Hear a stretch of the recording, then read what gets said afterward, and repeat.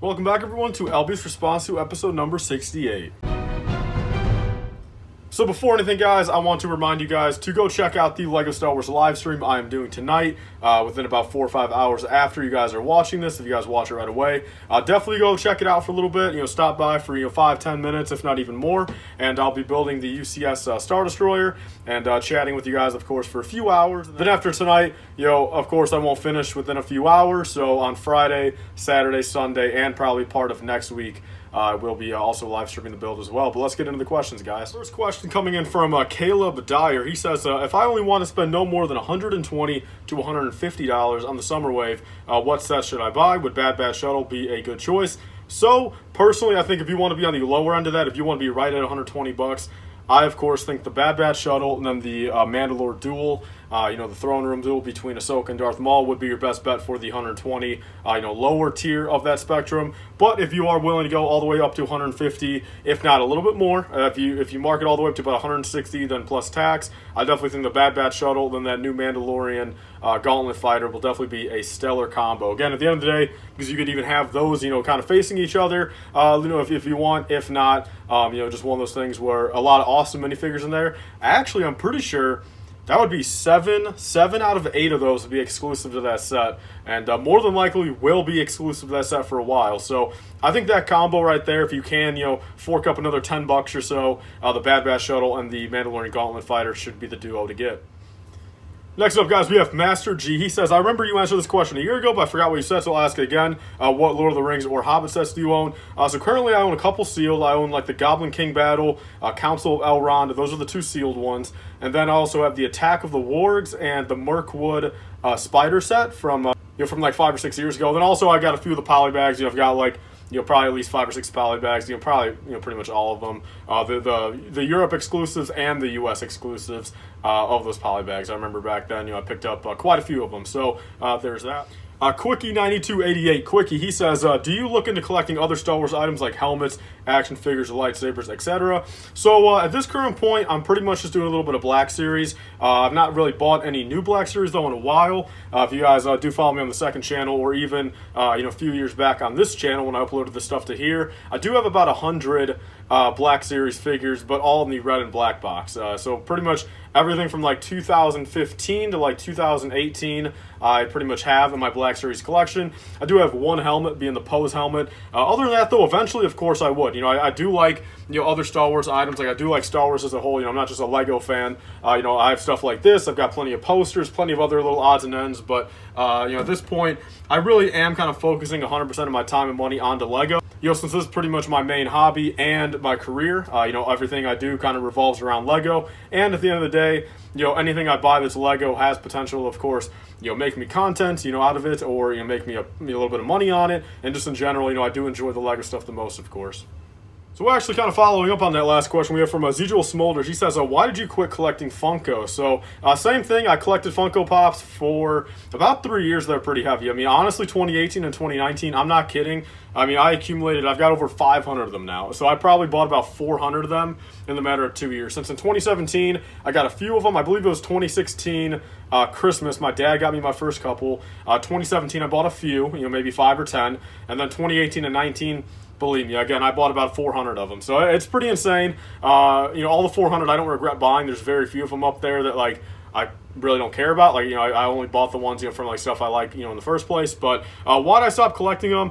Again, kind of for the same reason, man. I'm focusing on the Lego aspect of things. I want to just kind of focus all my time and money onto it. Again, I'd rather spend $20 on a Lego set that could potentially give me content, whether it's a picture, a video, a TikTok, even, anything like that, compared to a Funko Pop for, $10 or, even a $15 one, where at the end of the day, I can post it maybe on my Instagram story, but it's like, pretty much all of you guys probably wouldn't care that I got it. And again, there's really no content, whether it's monetized or not, there's just no content, to be made out of that. Another thing, I guess, too, is I think Funko is going, pretty downhill. I think they're doing a lot of remakes that, and a lot of stuff that's just too similar. I don't think they're really branching out that much anymore. So it's one of those things where if I were to kind of get back into Funko collecting, there's a lot of older ones I want to get, Star Wars and The Walking Dead primarily, and there's a few other ones, of course, but there's pretty much the answer to that one. Moving on, guys, to LIFEBrickS. He says, Elvis responds to, where do you see yourself in 5 years? And to answer that, I truthfully, see myself right here, not in this exact spot, but, pretty much doing the same same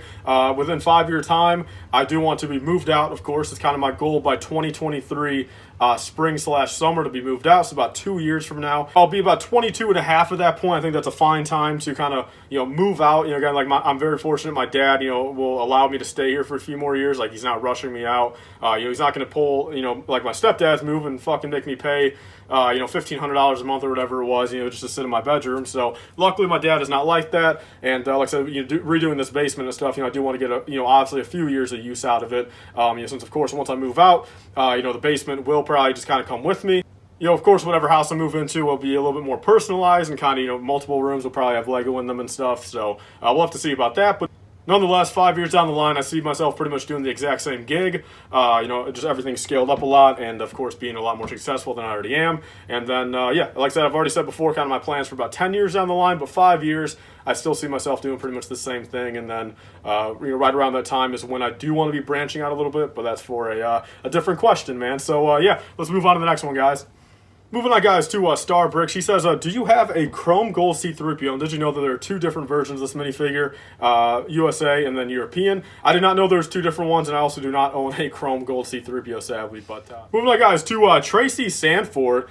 They say, LBS responds to, do you think the Lego Star Wars sets are high priced? The battle pack is $20. I'm not too sure where you're getting that battle pack price from, since quite frankly, I mean, I guess the 20th anniversary one was $20, but the last regular ones were $15, and then even the 501st one's $30. But nonetheless, though, I do think they're getting pretty high priced. I do think they're getting pretty high priced. They're not really following the inflation, percentage or just the regular market in general. There are a lot of Lego sets that really have no justification for being the price they are. General Grips and Starfighter included, and a lot of other ones. Battle packs, I truthfully think they should have always stayed at $15. I think that's a good cap for it.